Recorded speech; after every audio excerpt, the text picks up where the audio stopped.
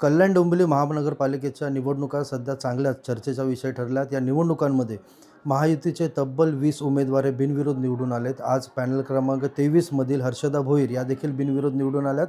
त्यांच्या पॅनलमध्ये दीपेश म्हात्रे, जयेश म्हात्रे आणि हर्षदा भोईर या तिन्ही उमेदवार जे होते बिनविरोध निवडून आलेले आहेत। एकंदरीतच हर्षदा भोईर आता आपल्या सोबत आहेत।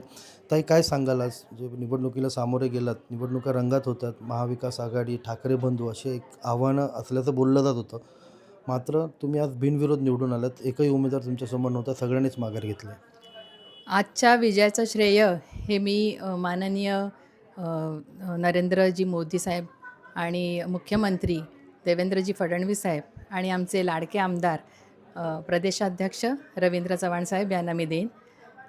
सर्व जे कार्यकर्ते आणि माझ्याबरोबर जे आत्तापर्यंत होते त्यांना मी खरंच धन्यवाद देईन की आज पॅनल क्रमांक 23 मधनं जी माझी बिनविरोध निवड झाली आहे त्याला सगळ्यांनी सहकार्य केल्याबद्दल सर्वांच्या आधी मनापासून धन्यवाद करते।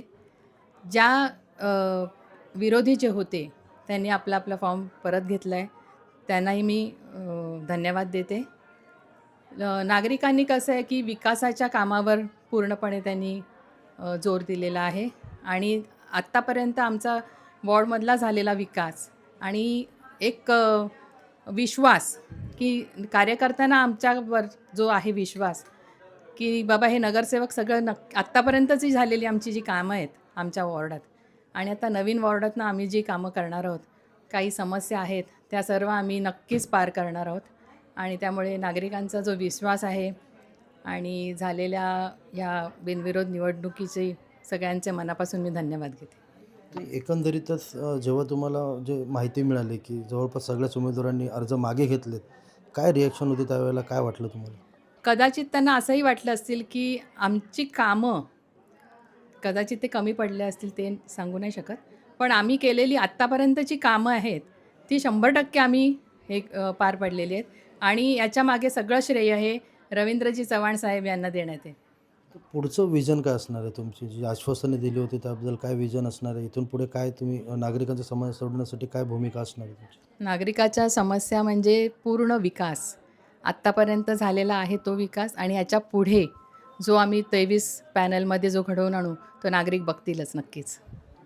महिला जे 14 बिनविरोध आले त्यामध्ये 9 महिला बिनविरोध आलेल्या आहेत, काय सांगाल? तुम्ही त्यामध्ये आहात। आता नागरिकांनीच याला हे केलेलं आहे त्याच्यामुळे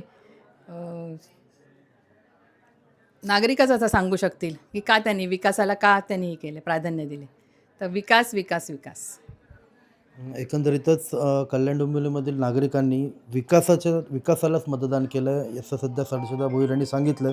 निश्चितच यापुढे देखील उर्वरित जागांसाठी निवडणुका होतील, 15 तारखेला मतदान होईल, मात्र या मतदानात कोणाची सरशी होते हे पाहणं देखील आता तितकंच महत्त्वाचं ठरणार आहे। जिल्हा वार्ता, जनतेचा आवाज।